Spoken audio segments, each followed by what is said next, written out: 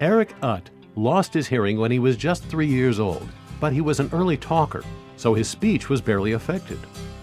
Perhaps more importantly, he was also an early reader, so he quickly discovered a thirst for knowledge. I've always been interested in learning, and when I was very young, my favorite book was an encyclopedia.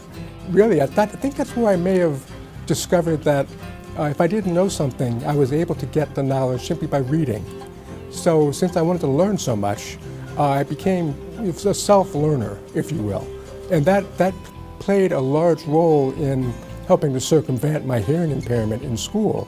He decided to become a microbiologist when he was still in grade school, and his interest never faltered.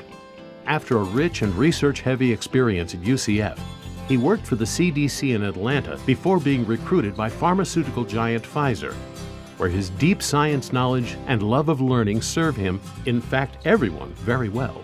Going from basic research at the university level, where discoveries are made about nature, about disease biology, and taking those ideas so we can learn from that and turn it into a cure. And that's probably the most satisfying thing about the job that I do at Pfizer. Early on, he worked on the antibacterial research team that developed Zithromax and Troban.